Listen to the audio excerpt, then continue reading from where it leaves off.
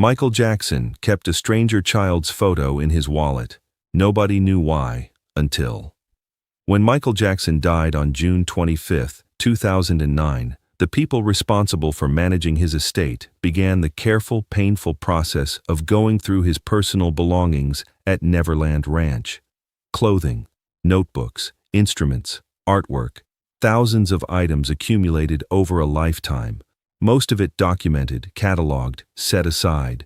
But one of the estate managers, a woman who had worked in the entertainment industry for over 2 decades and had seen everything you could possibly imagine inside a celebrity's private space, later told people close to her that there was one moment during that process that stopped her completely. It wasn't a gold record. It wasn't a piece of rare memorabilia. It was a wallet. Specifically, what was inside it. A photograph.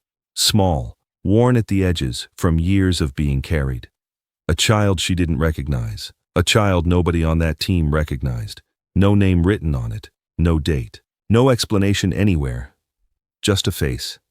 A little boy, maybe 7 or 8 years old, looking directly at the camera with the kind of serious expression that young children sometimes carry when they understand they're being photographed and want to appear older than they are. For months, nobody could explain it. The people closest to Michael during his final years had no memory of him ever mentioning it. His longtime personal assistants drew blanks. The story stayed quiet, passed between a small number of people who had been present during those first days after his death, until someone finally started asking the right questions in the right places. And what they eventually found out didn't just explain the photograph. It explained something about Michael Jackson that the public never fully understood while he was alive. Let me take you back to the spring of 1984. Thriller had been out for 16 months and had already become the best-selling album in history. Michael was 25 years old and operating at a level of fame that had no real precedent. There was no roadmap for what he was experiencing. The closest comparison anyone in his circle could make was Elvis at his peak, and even that fell short. Michael couldn't walk through an airport, couldn't check into a hotel under his own name, couldn't eat in a restaurant without the entire room reorganizing itself around his presence. The attention was total, and it was relentless, and it had been that way since he was a child performing with the Jackson 5 on stages across the country. He had grown up inside that attention. He had never known anything else. But 1984 was different. Thriller was different. The scale of it had crossed into something that the people around him struggled to describe. What most people don't know about that period is what it cost him in terms of ordinary human contact. The simple things: walking somewhere without a destination, sitting in a public space without being recognized, having a conversation with a stranger that had nothing to do with who he was. Those things were gone, and Michael felt their absence in a way that the people around him could see even when he didn't talk about it directly. What people rarely talk about is how he tried to manage that absence. Not with grand gestures or public statements, but quietly, in ways that barely registered to anyone watching. His longtime housekeeper at the time, a woman named Clara Ortega, who worked for the family for nearly a decade, later mentioned to someone in the extended household that Michael had a habit during that period of standing at windows, not looking at anything specific, just standing there, watching ordinary street life from a distance he couldn't cross. People walking dogs, children riding bikes, someone carrying groceries from a car. The unremarkable movements of people who had no idea they were being watched and wouldn't have cared if they had known. Clara said she never asked him about it, and he never explained it. It was just something he did when the house was quiet and the schedule had a gap in it. A man watching the world he couldn't fully enter anymore, from behind glass that kept the distance precise and permanent. Here's where it gets important. In April of 1984, Michael was in Chicago for a series of promotional appearances connected to the Victory Tour, which was then in early planning stages. His schedule that week was exhausting by any standard.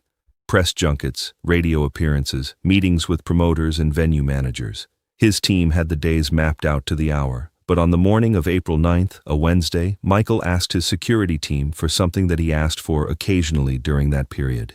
2 hours, somewhere quiet. Somewhere he could move without being managed.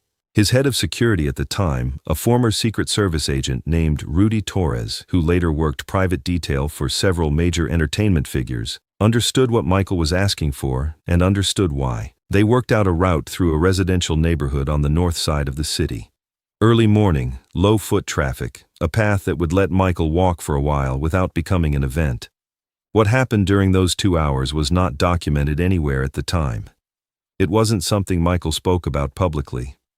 What's known comes from Rudy Torres himself, who recounted it years later in a long conversation with a journalist who was working on a piece about security arrangements for major touring acts. The journalist never published the specific story, but the account existed, and it eventually reached people who were piecing together the fuller picture of who Michael was during that chapter of his life. Approximately 40 minutes into the walk, on a quiet residential block near a small park, Michael noticed a boy sitting alone on the front steps of a brownstone building. The boy was young, 7 or 8 years old. He was holding something in his hands and looking at it with the concentrated attention that children bring to things that matter to them. He wasn't crying. He wasn't distressed in any visible way. He was simply alone in the way that children are sometimes alone when the adults around them are occupied with something else, and he had that quality of stillness that children carry when they've been sitting with something for a while. Michael slowed down.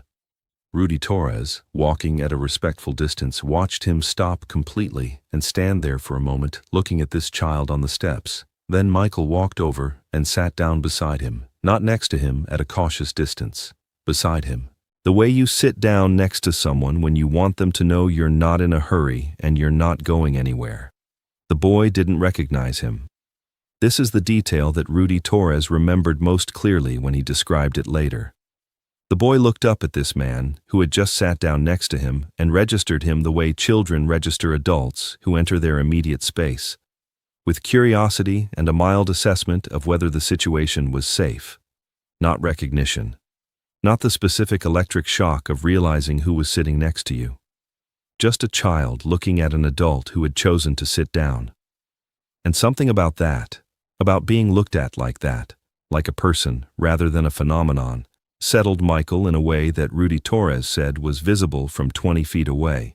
The tension that Michael carried in public, the constant low-level readiness that comes from being recognized everywhere you go, it wasn't there. He was just a man sitting on some steps next to a kid. What the boy had been holding was a small plastic toy, something that had broken. A wheel had come off something, a small car or truck, and the boy had been trying to figure out how to fix it with the focused seriousness that children bring to mechanical problems they've decided are solvable. They sat there together for a while, not talking much, working on the broken toy, two people sharing a set of steps on a quiet Chicago morning in April, while the rest of the city moved around them. At some point during that time, someone came out of the building. A woman, the boy's grandmother, who had been inside and had come to check on him. She had a camera. Not because she had planned to take a photograph of anything in particular, but because she'd been using it earlier that week and still had it with her. She took a photograph of the two of them sitting on the steps.